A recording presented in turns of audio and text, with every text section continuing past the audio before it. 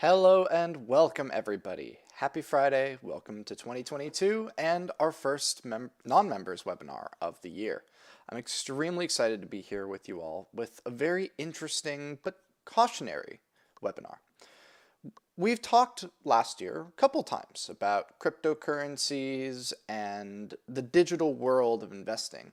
And crypto was one of the big topics, but so was another thing, NFTs, a way of turning digital media into sellable assets.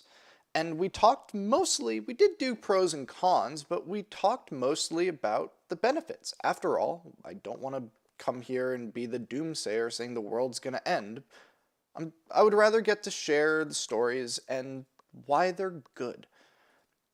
But crypto and NFTs, because of how easy they are to get into and how easy they are to creates a lot of room for scams and for other not so savory things as far as investing is concerned. So today, that's exactly what I want to talk about. I want to talk about the dangers and risks of cryptocurrencies and NFTs. So let's get straight into the action. So let's head on over here. One second.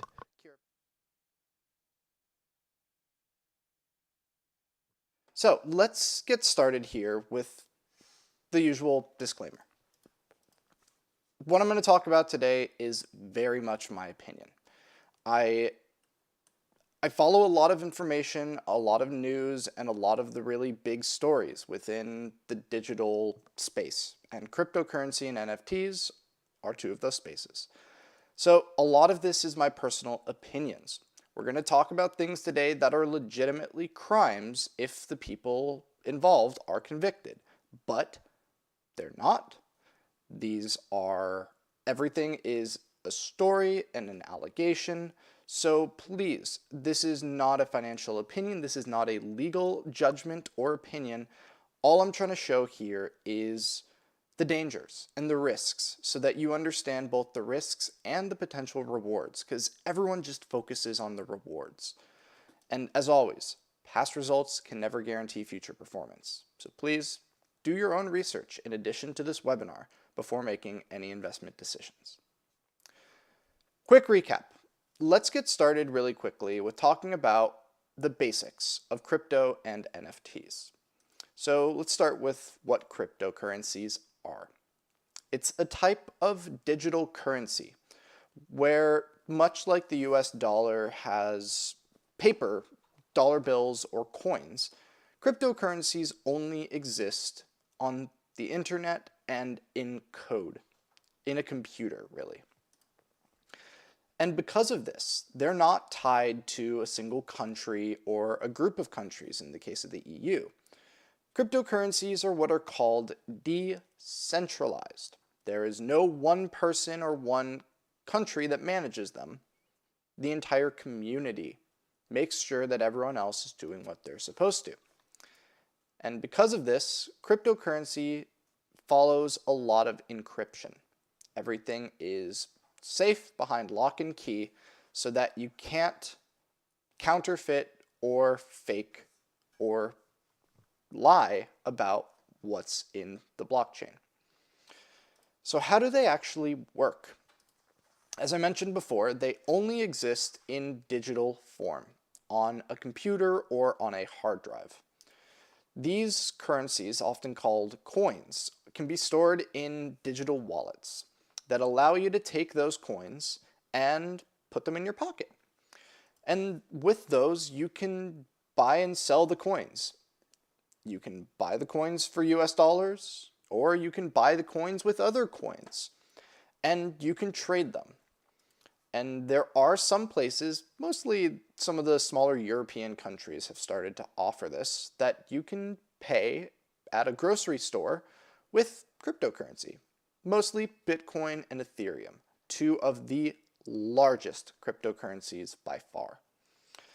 And the beauty is, much like a receipt, the blockchain, which is this big, long list of everything that's ever happened, makes sure that no one can lie. No one can get away with anything. The proof is always in the blockchain. So, how were coins actually created? And I'm just going to talk about this because it does lead into something I'm going to say later. But again, this is not supposed to be an intro to crypto or an intro to NFTs. We do have webinars on both of those topics. Today, I just want to give the basics so that if this is your first time watching a webinar like this, you can follow along and not miss out on anything. So coins are created in what's called an ICO, initial coin offering.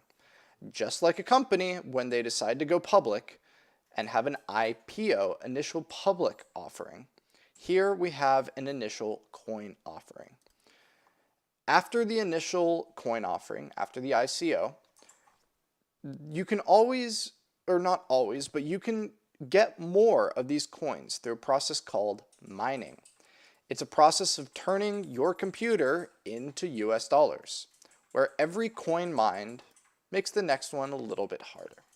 So that over time, there's always more currency coming into the market, but it becomes harder and harder and harder to get those coins.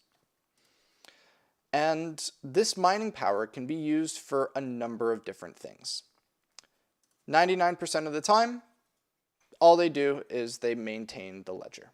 They maintain the blockchain.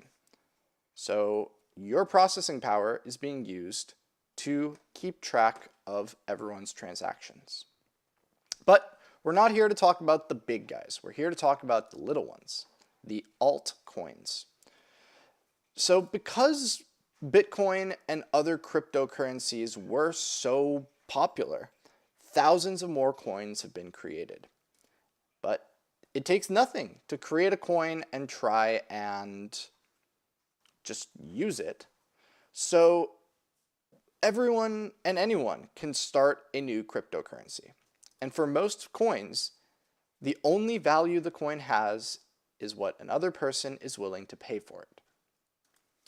So how are they actually bought and sold? Oh, really good question by Romulo. How does the value work when we use it to pay for something? Great question. Think about it like you're taking a trip to Europe. You have US dollars in your wallet. Euros is the currency of most of the countries in Europe. So you can go online and you can do a conversion from USD to Euro, and you'll see that $1 is 0.88 euros. So you go to Europe and you say, I want to turn my $100 into euros, and they give you in exchange 88 euros. The same thing will happen with cryptocurrencies, like Bitcoin, where if you wanted to pay for something in Bitcoin, it has a dollar value. You're buying a thing that costs $5. But instead of costing $5 US, it would charge you whatever that thing is currently worth. So is Bitcoin here? No.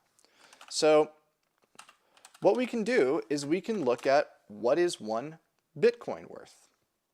One Bitcoin is $41,622.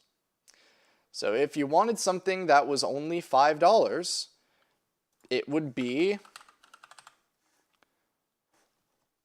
that many Bitcoin. So the price when you go to check out would be whatever the current exchange rate is. Just like whenever you go to Europe, whatever the current exchange rate is from US dollars to euros is what you now get for that currency. The same thing happens with crypto. So when you go to pay for the thing that's $5, they're going to charge you whatever the conversion rate is at that time. So in that case, it'd be 0.000012 Bitcoin. Hopefully that helps. So again, let's talk about now how Bitcoin and other cryptocurrencies are bought and sold. Because just like the real stock market, there are exchanges that you can go to buy and trade these coins. But there's not just the American exchange. It doesn't even exist here. We have the NASDAQ. We've got the New York Stock Exchange. We've got the American exchange. There are many exchanges that exist. And one of them, well, funny enough, you can actually trade some cryptocurrencies now in the US exchanges, but what we're talking about here is strictly an exchange that is for crypto.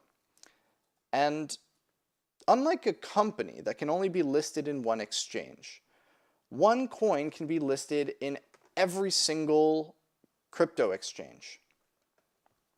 But only one type, but not every exchange will have every crypto coin. And especially with these smaller altcoins, only one or two places might actually even sell them. So now let's get into what an NFT is. I don't know why I did it like that. NFT stands for non-fungible token. It's a way of basically verifying something digital. Now, it's very easy for us, if we want to create a copy of something on our computer, to Control-C, Control-V, copy and paste it. Now we have two. An NFT, the point of an NFT is to make that not possible, where a digital thing can be tracked. And that digital thing, we know who owns it, and we know how many there are. It turns it real, and it turns it into something that can no longer be copied and pasted, or you can make your own version of it. These are fixed.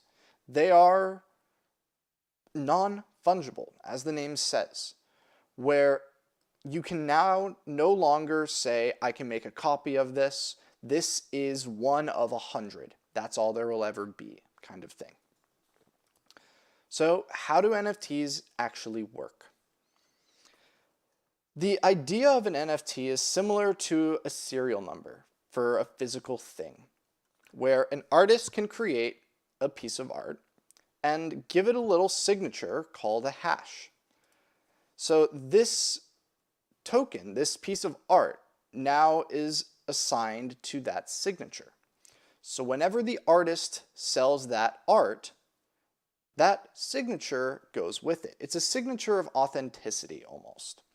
If anyone is a collector of cards or coins or anything like that, authenticity is a huge, huge deal. And having something that is verified to be authentic is important. That's what an NFT tries to do. Because when that piece of art is sold again, so is that certificate of authenticity. But what do you really own here? And that's a different story, one that we have to get into when it comes to copyright. So let's just think about copyright for a moment, because this is how an artist used to protect their work, where an artist can copyright it, which prevents anyone else from making their own version. But selling an art does not give the buyer a copyright. All it does is it does not even prevent the creator of that art from selling more copies. They can always print more. They own the rights. The buyer does not. So again, the transfer of copyright ownership only happens under a very certain circumstance. Otherwise, if you own an NFT, you don't own the copyright for that. And the reason this matters is because an NFT gives, yes, ownership of that digital thing, but it does not transfer copyrights. You do not own the rights to that piece of art. The owner does, or the creator does. So think about it like a music CD. Buying a CD doesn't make you now the owner and proprietor of Coldplay. It just means that you bought a Coldplay CD. And it also doesn't prevent the artist from printing more CDs. So if you bought a piece of music thinking that it's one of only 1,000 copies, there's nothing preventing that artist from making 1,000 more and devaluing whatever you bought. But we've gone over all of this. Slower and in a lot more detail in other webinars. So again, if you're curious about those topics in a lot more detail, go take a look at those webinars. So why are we talking about it again today? Well, because since we've done those last webinars, there's been a lot of celebrities and a lot of really big profile crypto coins that have tried to turn a profit, basically trying to profit off of all of this excitement. People see the graph of Bitcoin and they want to be involved in the next Bitcoin. But many of these celebrity releases are either directly scams or just really not good investments. So let's talk about why. And to do that, we first need to say or ask, what actually gives an investment value? Simple. The value of an investment is what someone else is willing to pay for it. So when you buy a share of a company, you bought that share because you felt it's worth the price that it's currently at, and the price might go up in the future. When you sell a share of a company, you sell it to someone that feels like it's worth what it's currently trading at. But what prevents a share of Tesla from overnight going from $1,000 to $0? Backing. Backing is an old idea. It is nothing new, because most investments and even entire economies are backed in something.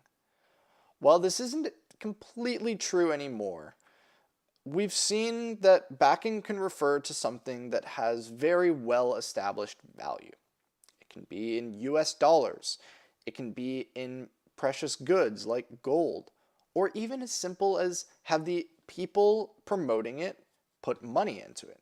Have they invested their own money and put the risk out there to make sure that if this thing starts going down, they can do something about it? All of those are examples of backing. And for example, in the 1940s, after World War II, the US was cash broke. We spent all of our money building weapons and ships for the war. But what we did have was a lot of gold. At the time, the US held about 75% of the world's what's called monetary gold. That is ridiculous how much gold that really is. We still hold a significant amount of gold in the Federal Reserve. That is why there is backing for the US economy. There's a lot of investors in the US economy, and there's a lot of gold. That is what the US government and economy are backed in. But for a company, they don't have piles and piles of gold sitting in their basement. What they have are earnings. That's why the idea of EPS, earnings per share, is so important. María, vamos a hablar sobre de esto en este webinario. Es la cosa que vamos a hablar. So EPS is a very old idea. Compare what the company is actually making to what the company is selling for. And it gives us a good idea of the value. Earnings are what the company is actually making. Are they making money? If they're making money and they're making more money over time, the value of the company is going to go up, share price is going to go up, investors are going to make money. It's simple as that. So now that we know what backs the US economy and also what backs companies, what backs cryptocurrencies and what backs NFTs? Well, investors can put money into a project. They can invest their own money into a project. They can invest their own cryptocurrencies into the project. But the blockchain also serves a purpose. Many of these crypto coins, their blockchain is used for something. For example, Ethereum is the second largest cryptocurrency. That cryptocurrency's blockchain is used to maintain many NFTs and many other. The entire Ethereum blockchain is used to manage many assets and verify their transactions. So it's very well established and it has a purpose. So what else actually backs crypto and NFTs? Money, assets.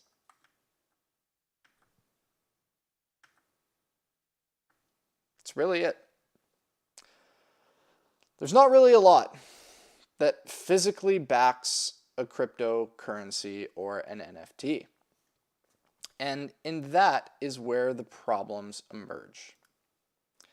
Because there's rarely any backing besides the money that people invest, the purposes of the blockchain, and mainly, and this is again what determines value, is what others are willing to pay for it.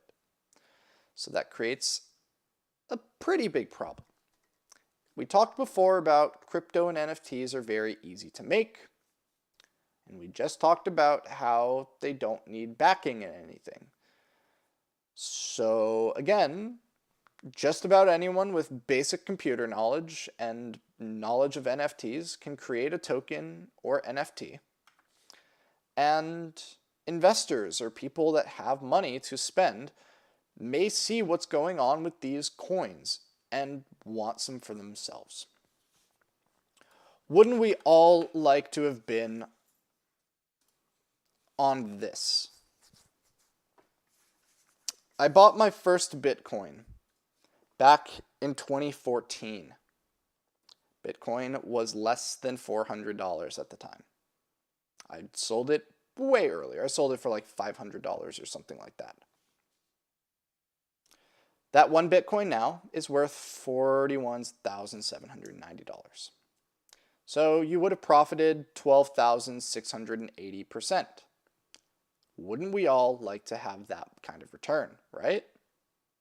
So, brand new coin right here. It's the next Bitcoin. Buy it. Some people might think that.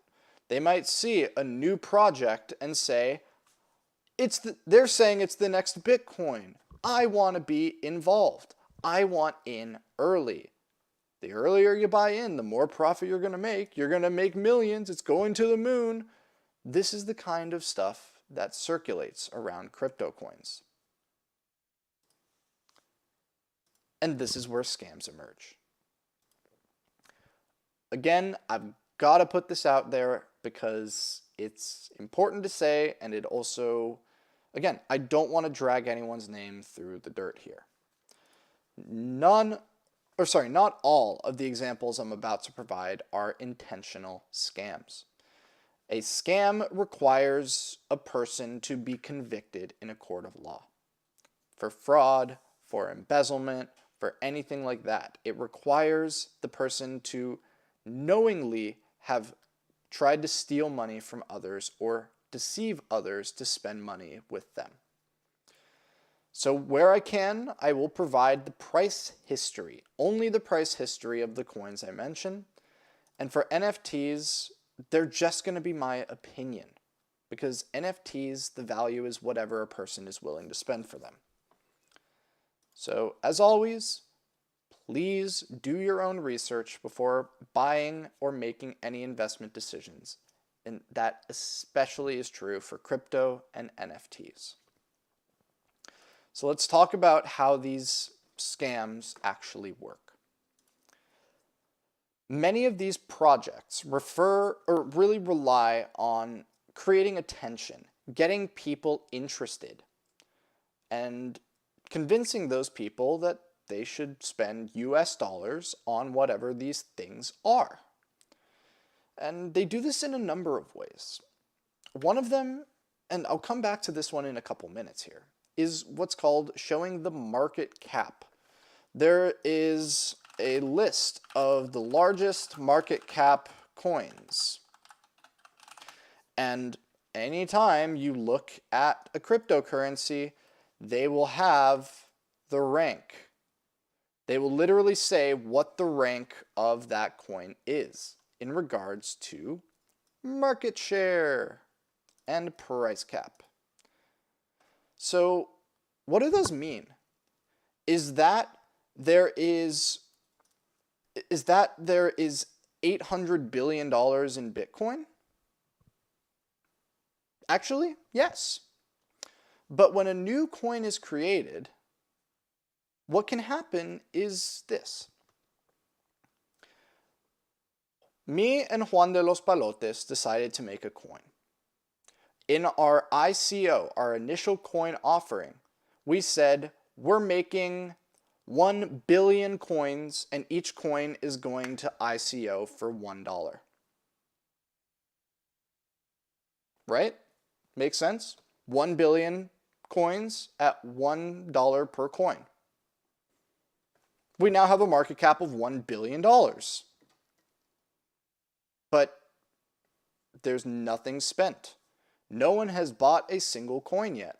So yes, we have a market cap of $1 billion, but there's not a single penny involved or invested into the project. So that's how they use market cap as a way of showing something. I was looking at one a couple days ago that the market cap was about $4 trillion. And they were trying to advertise that, saying, hey, the market cap of this coin is $4 trillion. It's the biggest coin. It's bigger than Bitcoin. You want to know how many dollars actually were involved in that project? 56,000. Because that's how many coins were actually sold. The rest of the coins, no one bought. They didn't even exist yet. So they were including the price of all of those other coins that no one's bought in the value. So that's how market cap can be deceiving. They pretend that it's the biggest coin in the world, when in reality, it's expensive, but also no one's buying it. It's the same thing as if I wanted to make a clothing company, and I wanted to say that I have $1 billion in merchandise, because I have one t-shirt. This t-shirt. I'm selling this one t-shirt for $5 billion. My company is worth $5 billion because we have $5 billion in assets. It's not a lie. I do have $5 billion in assets. It's my t-shirt. My t-shirt's worth $5 billion. But are you going to spend $5 billion on my t-shirt? Cleo, are you going to spend $5 billion on my t-shirt? Not even Cleo's interested in my t-shirt. Crypto, same thing. This is the biggest one. Getting famous people involved. And we'll talk about some pretty crazy examples of famous people that have started to advertise and sell crypto and NFTs. But it's very, very common. If you want to sell something and you want to have people trust you, get a celebrity involved, because people like to trust celebrities. And those celebrities, all it takes is a little bit of money for them to say, all right, yeah, let me know what you want me to say. And then, of course, the usual. This is actually where we get into the world of a little bit of fraud. Saying, this investment's going to give you 50,000% return in the next year. This crypto coin is going to make you double your money in the next week. It's going to the moon is a way of saying that the price is just going to skyrocket. All of these are, again, varying levels of illegal or legal. We're not here to talk about that. I'm just here to mention a couple of the ways that you might see a cryptocurrency scam shown. A way of getting people interested. They say it's worth a lot more than it is.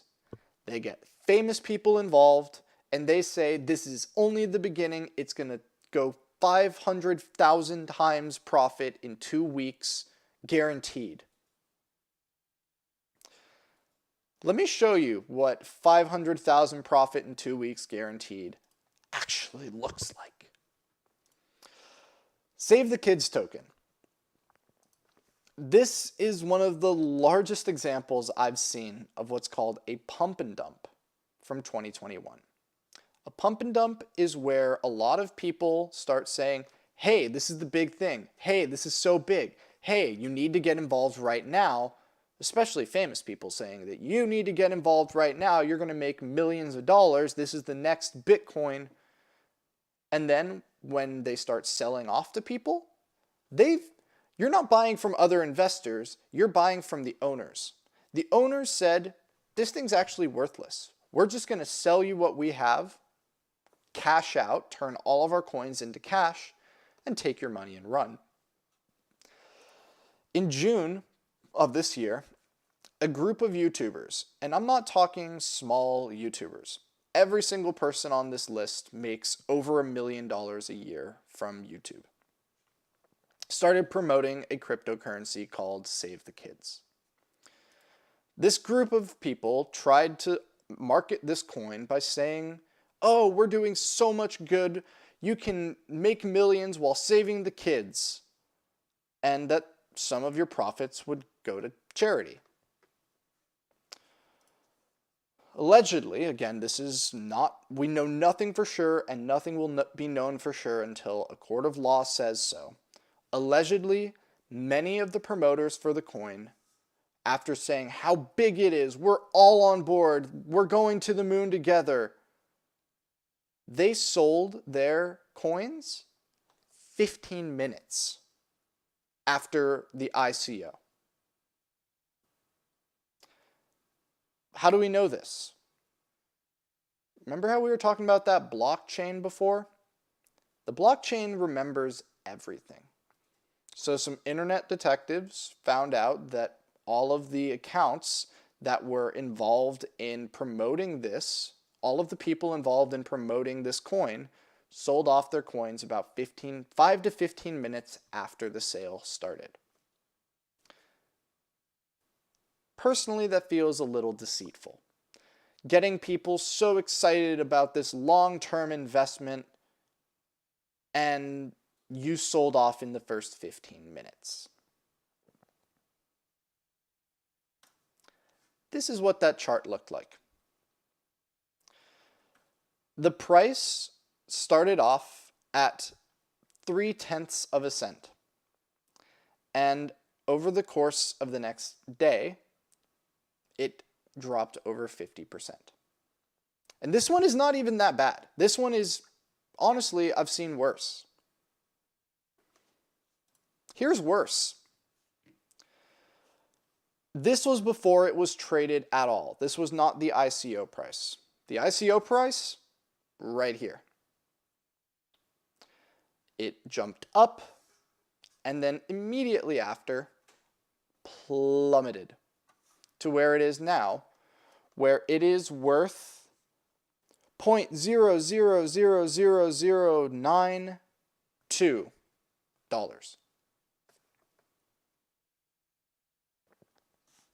Well, these are just, I'm cherry picking examples. How about another one? Again, here's the pump, and here's the dump. You want to know the people that sold it for $200? It's not the people that bought it thinking that it's going to go to the moon. It's the people that set it up saying, hey, it's $200. Our $500 that we invested before is now $1 million, or sorry, $100,000. Let's sell and go on a vacation. Meanwhile, the price of the coin, again, plummeted.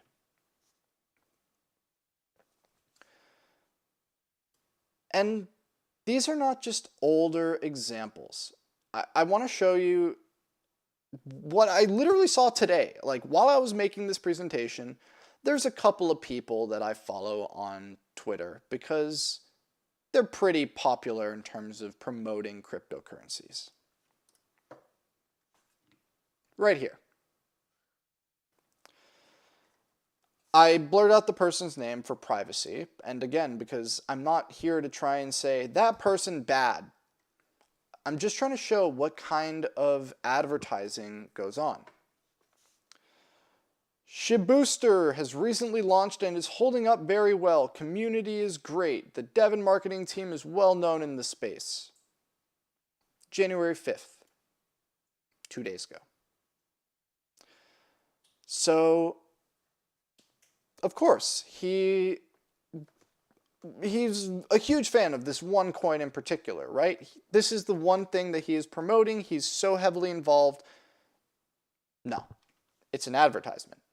2 days later, I'm grabbing a bag of Rabid. These guys are on a mission. Go through their white paper. This is a definite hodl, a way of saying hold on to it for a long time. They're doing a giveaway to holders with the best meme. Ad from today. 39 minutes before I created this presentation. And this person has 4.5 million followers on Twitter. And they're now disclosing this is an ad. Because a couple months ago, they got called out because they were doing this exact same thing without saying it's an ad. And yes, they did get in trouble for it. Hi, which coin is that? That started at $200. It's called Million. It's called Million Coin. This one actually does have financial backing. There is money that someone invested into this project, but he also sold off the vast majority of his shares, or of his coins, around $200 down to $100. So the name up here, Million, or $MM. And this list goes on and on. Most, if not all, smaller coins end up following a similar pattern. They get hyped up at first. People get excited because a bunch of famous people said, get into this, this is going to be amazing. And then it never ended up happening. So why does this keep happening? Because promoting a fake cryptocurrency is not directly illegal. Because the only way for these scams to become illegal and not just really bad taste is if the organizers intentionally misled their followers. It's if they said, you need to buy this, I spent $5 million of my own money invested, and they didn't invest anything. That is fraud. That is directly lying to try and take someone's money. But saying, I just bought some of this, it's such a great thing, by the way, this is an ad, that's not directly illegal, but it's also not very good as a business person. If you're famous, it's incredibly easy for you to use your position as a famous person to get people that follow you to buy into a project that you say will be successful. But without any backing, without any real backing in money, assets, or your reputation, and even that is come and go, attention fades away. No one's going to remember Million Coin because of what a groundbreaker it was. No. They forgot about it because the person that was advertising it stopped. He cashed out. He made his money. So what about NFTs? Because this is just cryptocurrency, by the way. This is just crypto. What about NFTs? I think that there needs to be regulations by governments. Otherwise, this is going to be chaos. Yes. So originally, many of these promoters wouldn't say that their promotions were an ad. They would just say, I bought this. It's going to be the next Bitcoin. And they got paid $50,000 in Ethereum to do it, or $50,000 in Bitcoin to make that post. It's very easy with cryptocurrency to hide because your wallet is not Jonathan Stav's wallet. It's OX and then literally 30 random things. You want to see what a wallet address actually looks like? Let's see. Crypto wallet example. Nah, I'm not finding anything. Anyway, it is a long string of random stuff. You are an ID. You are not a Jonathan Stav. You are an ID. And because of that, unless someone knows that that wallet is your personal wallet, they don't know who it belongs to. It belongs to the blockchain. But again, what about NFTs? Because I'll be honest, I have not gotten emails of people saying, I want to get into this smaller cryptocurrency coin. Do you think it's a good investment? I have not gotten emails like that. But I have gotten emails from people saying, I want to get into NFTs as an investment. What do you think? And I put together an answer for some of them, but I really wanted to sit down and give you guys this as well and talk about the dangers of this entire industry, not just NFTs. But NFTs are definitely where things get a little interesting. Because NFTs, they're digital art. They are legitimate art. And because of that, they're backed in the art. Whatever people are willing to pay for that art. Beyond that, NFTs are exactly the same as cryptocurrency and are vulnerable to the exact same kind of scams. They're digital, they have little backing, it takes nothing to get one created, and again, there's no names. There's sometimes names attached to the project, but you might lose all of your money because these things can go to zero very, very quickly. May I ask your opinion about First Layers coins? What is the possibility they are scams? I'm not familiar with the project, so I'm not really going to say. But what I would recommend if you're interested, I'm not familiar with many of these smaller coins. I do not invest heavily into crypto. I think it's extremely volatile, and if you guys know me well enough, I'm very risk averse. What I will say is don't trust what other people are saying. Go read the white paper. It's what tells you what that coin is. Go read the white paper and also look at how much actual money is involved in the project. Not the market cap. You're looking at invested capital or anything that tells you how many US dollars or how many Bitcoin have been spent on that project. That is what's important. Beyond that, I trust you to make your own financial decisions based on all of that information.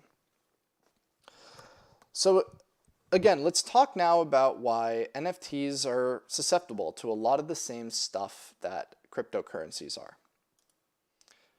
Influencers. Famous celebrities can be hired by an NFT creator to promote their NFT. And as I mentioned before, they're oftentimes paid in cryptocurrency to a wallet that, if you didn't know better, you would never know was this famous person, to try and get around that requirement of needing that ad disclaimer. And then people trusting that famous person, thinking that they're buying a good investment that they can buy now and sell for more later, buy the NFTs. So, are they scams? It depends. Because let's go back to the original definition of value.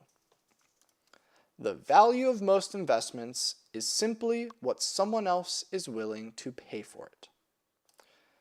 And NFTs are not just a cash scheme. It allows digital artists, people that use computers and a mouse as their canvas, to create art and create rarity. Because if I create something beautiful online, let's say this presentation is my Mona Lisa. I've worked years on this presentation, and someone at home can take a picture of it, post it online, and congratulations, you now have my life's work in PNG format. What's to say that yours isn't original? What's to say that mine is the original? That's where NFTs come in. NFTs allow an artist to do something like this. They can sell their digital art for, say, $100 per copy, but only say there's only 100 copies. If there's an artist that you love, let's say Van Gogh. Let's pretend that Van Gogh was a 21st century millennial. And he created, darn it, what's a famous Van Gogh picture? This is why I failed every single art class ever. Starry Night, that's a great one. This picture, I swear I didn't need to Google what pictures Van Gogh, or what paintings Van Gogh made. Imagine if Starry Night was released in 2021 and he sold it as an NFT. He could say, there's only 100 copies and I'm selling them for $100 each. I'll tell you what, that painting is probably worth a little bit more than $100 today. It's one of the most famous paintings of all time, and I couldn't remember what pictures Van Gogh painted because I am terrible at art. I'm not here to tell you guys about my artistic tastes. But on the other hand, what I am here to talk about is that other people might get excited by NFTs and this idea of taking nothing and making something rare and exciting and tradable and investable. But most of the time, it's just a celebrity trying to profit off of their audience. You remember that Twitter account that we were looking at earlier that was trying to sell 2 different NFTs in the course of 2 days, saying that they're the next big thing? What if I told you their profile picture is from an NFT collection? Yep. That little monkey right there is from an NFT collection called the Bored Ape Yacht Club. What is this? Is this a digital artist created the next Starry Night painting and is selling only 100 copies? No. The Bored Ape Yacht Club is, like it says, a club where in order to join the club, you need to either make your own, which is you don't get to paint it, you just press a button and it gives you a random monkey, which is also called minting, by the way, or buy one from someone else. This monkey, kind of cute. How much would you spend for this monkey? It gives you access to a super secret club that the only way to get into this club is if you own one of these NFTs. What do you think these NFTs cost? Any guesses? $250? $1,200? $50,000? Remember, all you're buying here is this picture. All you get to say is, I own this picture. You don't own the copyright. You don't own anything besides you saying, this is my real picture. Try $226,000 for a picture of a monkey and access to a super secret club. And what are these NFTs in reality? They are randomly created pictures of monkeys. So, for $226,000, would you buy a picture of that monkey? I wouldn't. But Jimmy Fallon did. Steph Curry did.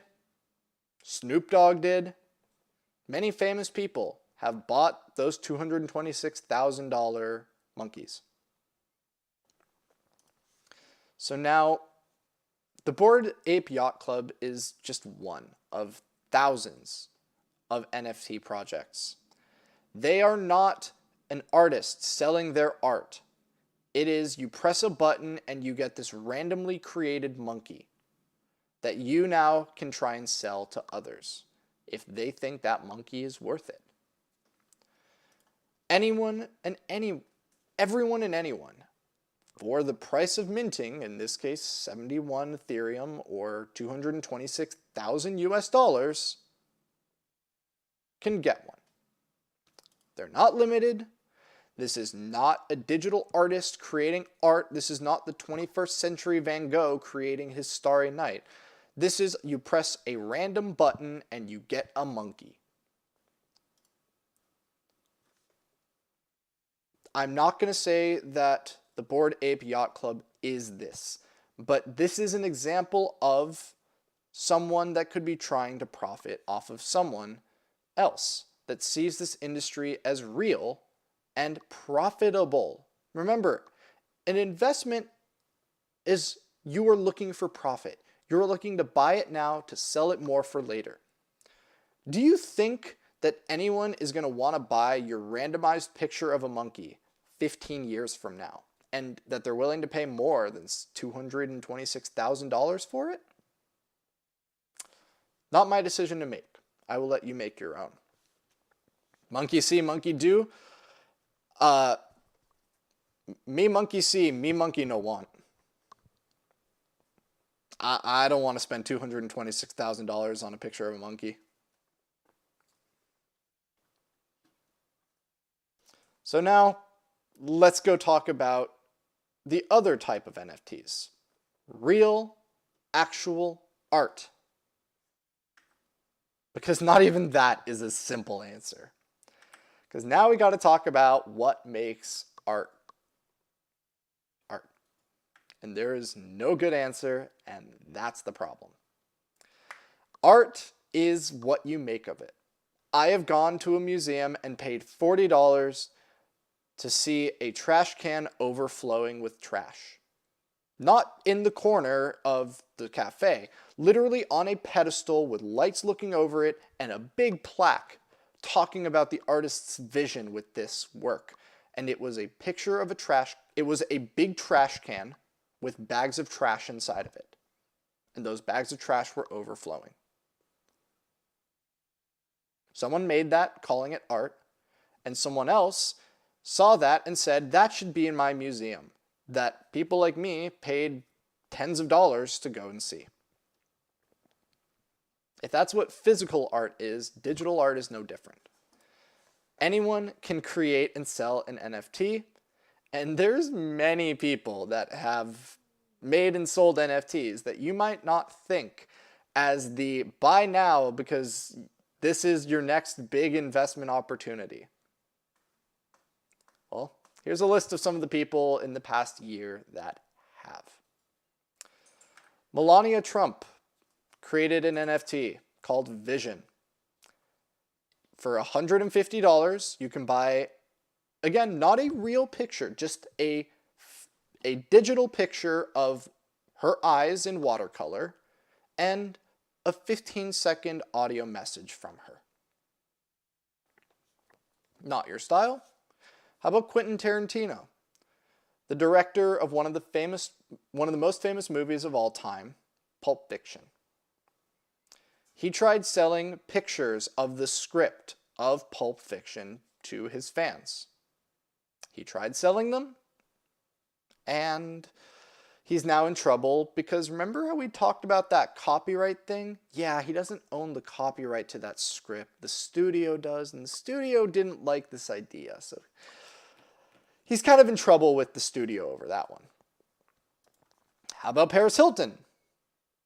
Paris Hilton created an entire collection of art pieces called Hummingbird in My Metaverse. And then Stan Lee, the creator of Marvel, one of the greatest writers, in my opinion, of all time, passed away sadly in 2018 and lives on in his cameos in all of his movies. And apparently still can tweet from beyond the grave to promote his newest NFT collection for Chakra the Invincible. You think I'm kidding? I'm not. Someone logged on to the Stan Lee Twitter account and started trying to sell NFTs to fans. Stan Lee's been dead for almost 4 years. So, am I saying that you should not invest in NFTs at all? Am I saying you should not invest in cryptocurrencies at all? No. It's your money. Spend it how you please. As an investment or out of support. I do encourage everyone to support artists, support creators, and not just the people that create art that you can put on your wall. Support the people that create digital art because it is so hard to monetize content online.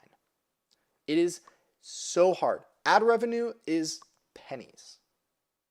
For example, we don't even monetize this YouTube channel. I don't care. The point's not to monetize for ads. It's to create valuable information. With all of the views we've ever gotten, I probably would have made $15 through all of these Sectors Made Simple webinars I've done. If you're an artist and YouTube is how you make your money, that's hard. That's impossible. So NFTs give a great opportunity for smaller artists and their fans to support the artist directly and help the artist get the credit and the funds that they deserve for their work.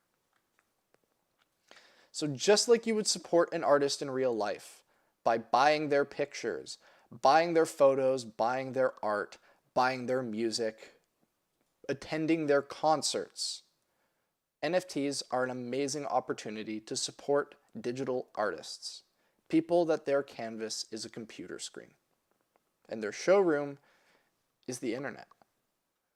But remember, and this is important, remember that NFTs are rarely, if ever, backed, and the only backing they might have is the popularity and the name of the person behind it.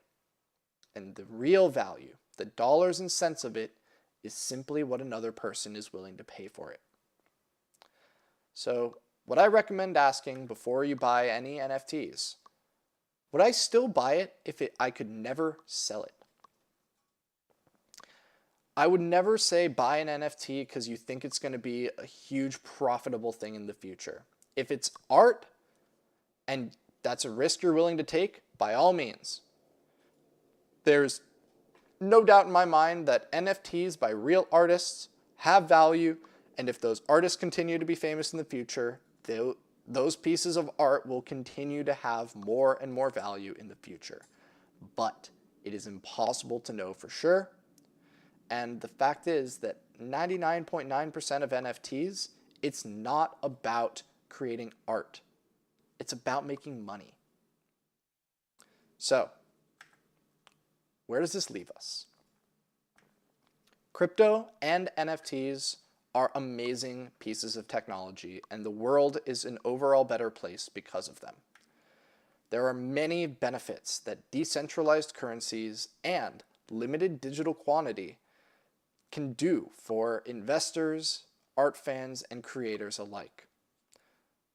But again, we live in an unfortunate world where for one real crypto or NFT project, there's likely hundreds of pump and dump or junk projects that are just looking to take your money. Because here's the thing.